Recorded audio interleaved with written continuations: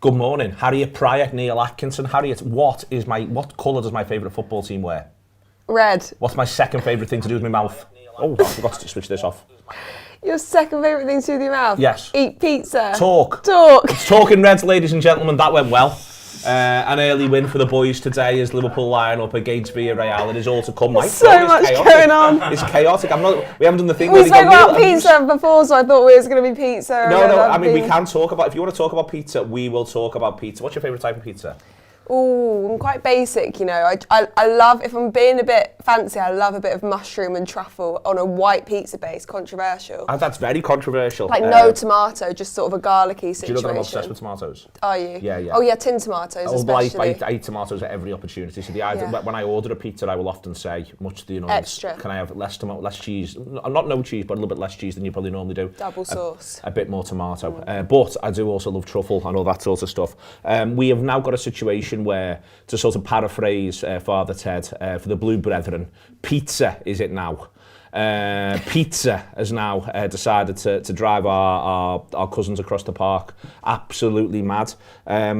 Ultimately, I'd be more irritated and be asking more questions across social media about, for example, the rationale of the signing around Anwar El Ghazi and who that signing actually benefited than pizza. Pizza's important. Pizza's really important, don't get me wrong. I mean, he's obviously much more important than Anwar El Ghazi has proven to be across the previous few months. And this is an ongoing problem. It is, if you have ire, and my God, our friends across the park have got more ire than they know what to do with, why not aim it at targets where it would actually be useful, e.g. the people who are running and mismanaging the football club at an absolutely chronic level, and maybe ask them how we ended up in this mess in the first place, and maybe ask them why they bothered, and maybe ask them, whose money is this? Many questions that you could ask, but we will ask instead, how much will we enjoy tonight? We have got ourselves into this situation, Harriet, where 12 months ago, you could not go and watch a football match in this country unless you were fortunate enough to be a member of the press, and they all hated it because football stadia were dead. They were dormant, there was nothing going on. We said we'll never forget it, we'll never take it for granted. This is a Champions League semi-final. Are you taking it for granted? I'm absolutely not taking it for granted. It's almost a year ago, last week, that I came up and met everyone for the first time in Liverpool, and we watched Real Madrid inside Taggies. We had to be socially distanced from everyone. It was all going on, wasn't it? And now, a year on, we didn't quite think we'd be in this position again, because it was a long slog of not being able to watch football at the grounds where we want to be, and the football team felt that as much as anything, and we could see that week in, week out how much they struggled. And tonight we get to go back to Anfield for a Champions League semi-final, and people are taking that a bit for granted as well. That Don't you think so? I can't believe tonight. This is my point. It is a semi-final, and the opposition may not be the sort of opposition you get in a Champions League semi-final very often. Firstly, that doesn't mean they should be taken lightly, and Liverpool won't be. But secondly, it is a Champions League semi-final. There are not that many of them that you have throughout your lifetime. It is an enormous game. It's an enormous game. I think, like you said, the nature of the opposition, and people have almost been talking that down a bit, but you have to remember that they beat Juventus to get here, they beat Bayern Munich to get here, and all the Bayern Munich fans would have been saying the same things as we are before the game. We're better than them, they've had a good run, but we can outclass them on the day. I do believe those things. I think that we can go and get a really good result tonight. However, I'm not thinking it's going to be an easy challenge at all, and I think we need to talk up the enormity of it and make sure that the atmosphere tonight is as best it possibly can be. What we get to see when they do what they do to Bayern Munich, especially, is that this is not a football team in any way, shape or form to take lightly. What I like about the Bayern Munich result is that if they'd have had an easier draw, let's say they'd have got through against the Benfica and we'd have got through against the Bayern Munich, then everyone would be saying, well, it was only Benfica, and they'd be doing a little bit of that. The truth is, they've won a Europa League last season, beating Manchester United without fans as well. In the final, without fans, so it wasn't as though it was the atmosphere that was doing it for them.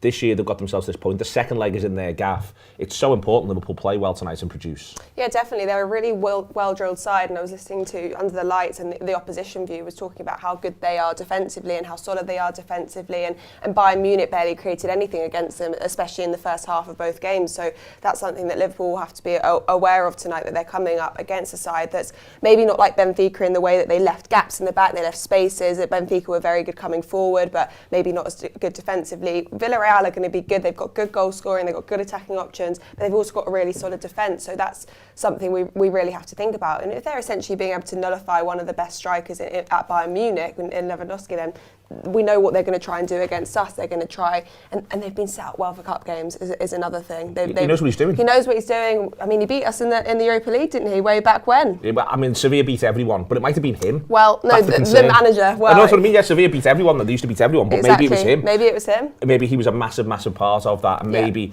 that's the other thing about this as well, where I think in general, in a media sense, England.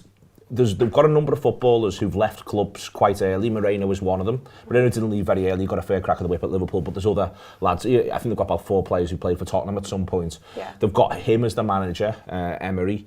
I think there's a little bit of a thing where another issue is that in general the English media, because they've sort of talked a lot of these footballers and this manager down over a period of time, it's now very difficult to talk them back up without people going, hang on, you said they were rubbish. Yeah. The truth is they weren't rubbish. He was never rubbish. He might have been the wrong person in the wrong club at the wrong time, but they're still all hugely talented footballers. Well, yeah, definitely. And like you just mentioned, there's a lot of footballers in there that have Premier League experience. I'm sad we're not going to see our old mate Moreno tonight, because would have been a laugh, wouldn't it? It would have been. He might be watching it out in Liverpool, to be fair. He might come out with us after. He might come out with us after. Never say never. Yeah. He might be doing a live stream. It might be a whole thing. But yeah, there's a lot of players there that have a good amount of Premier League experience, and the manager does as well. Obviously, his time in England was very much talked down and as a failure, wasn't it really? But now he's gone on to another European club and gone on a really good run and done really well there, and won a trophy last season as well in Europe. So. But I've said all of that. I've talked them up a lot. I still believe that we have more than enough to outclass them on the night. I think the question becomes: we really need to take a lead there. Yeah. That's my thing, and that's my main priority here. Is we've got to take a lead there. We don't want to be in the balance. Obviously, the bigger the lead, the better. This is not some sort of absolutely staggering piece of football analysis. The bigger the lead, the better. There is, therefore, I think it's important that Liverpool. The thing we need to expect and accept is if we score, they won't change. Yeah. If we go 1-0, they're not going to think we've got to get one back. They'll wait, I think, and they'll do that right up to the 90th minute. They'll have a bit of a counter-attacking threat, don't get me wrong, more than Everton did, but they will have this idea that we've just got to get to certain points in the game. And I don't believe they will change particularly. They'd be more than happy with the idea that Liverpool have only got a 1-goal advantage going into the second leg, especially because of the no away goals rule. Yeah. They do not need to score in our ground. Yeah, I think it's the first time in their Champions League run that they've played away first, so that's a sort of different dynamic for them, how they cope with that. Yeah. And how they'll want to cope with that, I think you're right, is going back to their home ground with maybe just a 1-0 deficit, and they'll think they can overturn that at home. I think what Liverpool have got to do is make sure that we're doing more than that. And I know that sounds really basic, but I think taking a 2-goal lead back to Villarreal would be the ideal solution. I just want to avoid what happened to Real Madrid and Man City last night, where it was just a breathless game of football. It was end to end. It was 4-3 in the end. I hated watching that. If I was one of their fans, I loved watching it, sitting there being like, wow, this is a great game of football. So I haven't seen any of it yet. Yeah. I will try and catch some highlights at some point today, but I went to the snooker yesterday and I didn't get home till after 1 o'clock. So I've had no real chance to catch up on it other than reading match reports and post-match comments. Ultimately, is this right? City were very much on top until Real Madrid got one back, at which point it became a fair bit more of a 50-50 game. Either way, City in the end probably do deserve to win the football match, but Real Madrid have shown they can compete with them. Is that right? Yeah, I say that's about right. Man City were really dominant in the opening stages. Well They could. That's Carlo Ancelotti's post-match interview. On Twitter. Well, that's Carlo Ancelotti's post-match interview as well. Well in Carlo. Yeah, I think they were really dominant. I think Man City will feel like they've come away from that thinking they should have had more of a lead, because they had so many chances, and Pep Guardiola was tearing his hair out, really bad expression for Pep Guardiola, but he's a remarkably bald man. It's almost one of the defining factors of his personality. I think he could be the baldest man alive. Well, yeah, so he was not tearing his hair out, but he was getting very agitated at the fact that Mahrez put a really good chance into the side netting. Do you know that the bald men all meet up? They have like bald conventions, they have an agenda, they work through what the bald priorities are. I'm trying to describe the match, you were just talking about bald men. Ben Johnson's a key member of the bald Is community. he? President? Yeah. Well, no, he wouldn't outrun Guardiola. Guardiola is bolder than Ben Johnson, but not by much. Well, keep telling me about the match. The viewers need to know. Yeah, so Man City should have been well ahead, and then as Real Madrid do, they have some of the European experience and the talent. They get back in the game, and that's what they did. And the penalty, I mean, the nerve to take a penalty like that, it's just funny. It is really funny. I don't like it, I don't enjoy it, but it's quite funny. And it's very funny. And Man City. I've seen the penalty. Obviously, I've seen the penalty. And Man City came away frustrated, I think, and they had to. I watched some of the players doing the post-match stuff, and they had to kind of remind themselves that they were 1-0 up in the tie. They were like, we won this game, because they knew they weren't satisfied with it, having to go to Real Madrid, having scored 4 goals, but still only being 1 ahead. Do you know where they need to go on Saturday? Pizza? Ellen Road. Not pizza. They've got to go to Ellen Road on Saturday. Oh, right. I thought you were talking about the players in general, but you are. They have got to go to Ellen Road. They've got to go to Ellen Road on Saturday. 5:30. Having just run round a lot and had a big emotional one, they've got to go to they'll Ellen have Road on hated it. Saturday. They'll have hated that they had to give absolutely everything to just stay in the game when they were so on top. Because I wish more teams did to Man City what Real Madrid did last night. John Stones went off injured. John Stones went off. Kyle Walker, that was weird. Kyle Walker didn't start the Are game. you sure you didn't watch the game? I'm very into the ins and outs of Manchester City, of literally what the footballers are doing. Kyle Walker didn't start the game. They'll be desperate for Kyle Walker to start the second leg, so Kyle Walker will not start at Ellen Road. Cancelo was suspended. Cancelo will come back in at Ellen Road. Zinchenko, presumably he'll keep his place at left back. They've got some clowns at centre half. Would you call it a crisis? I wouldn't call it a crisis. No, it's nowhere near bad enough for it to be a crisis. And they will. Have they got Nat Phillips in defence? They have not. Reece Williams is nowhere to be seen, but they will go to Ellen Road. They will not go into it. They will go into it emphatically favourites, and rightly so. But Ellen Road always had a bit more of a circle around it than any other one so far, from my point of view. Jesse Marsh's boys looking to increase the gap between themselves and the football club that despises pizza. Calvin Phillips is back as well. Calvin Phillips is back. I mean, take what you can. Bamford's on the periphery. Bamford's on the periphery. I think if the Bamf was to start, then I think that Leeds would be genuinely dangerous, because his movement is excellent. Is that the first time you've called him that? No, of course not. I've never heard that before. Well, that's the Bamf. Yeah, it comes up on Friday shows occasionally. Nice. He is the Bamf, and with a bit of luck, he will be in and around it for Leeds on Saturday at 5:30 against Manchester City. Before then, Liverpool play 12:30 against Newcastle. In the gap is the biggest game of association football in the next 7 days, when Burnley go to Watford. All of those things are... Do they? Yeah, Saturday, 3:00. I can't even watch it. Well, you say that. There are ways and means. Like going to Burnley? Well, go Watford. Don't go to Burnley. Okay, we're not going to Turf. No, it's not that's a shame. It's not on the Royal Dyche. I don't have to rename the Royal Dyche. I'm not hugely concerned about the Royal Dyche. Someone texted, if you know what's happened to the Royal Dyche. There's a lot of people talking about your top. Is there? Yeah. What, in a positive or a negative way? I'm saying mostly positive, yeah. I mean, mostly? Peter McDonough's got a joke, which is, how is Harriet's head floating without a body, i.e. it is camouflage. Nice. Yeah. But Phil Bisbee says, sensational jumper. Thank you. I got it in Liverpool Harriet. 1, so go get on it. In the Adidas Liverpool shop, 1, there we go. One. Someone Daniel Cooney says Deirdre Barlow wants her glasses back. I think that's in reference to me. No glasses No, here. as I say, it's not Deirdre, although I am obviously a fan of Coronation Street of the mid to late 80s and early 90s, and will always remember the importance of Deirdre and Ken in British cultural life. But I'm actually channeling David Rose from Schitt's Creek and George Smiley from Tinker Tailor Soldier Spy with these ones. Let's see how we do and how long we persevere with them and go from there. What else did we have? There was a serious football point. Phil Murphy says, any idea where you can help spying cop lads with the flags on the cop pre-match? If you go down to the cop, imagine standing on it and go to the right-hand side at the bottom. Also just at them, the lovely people on the Twitter, and they'll sort you out with anything that you need. But down at the front, about an hour beforehand, that's when they're doing all of that.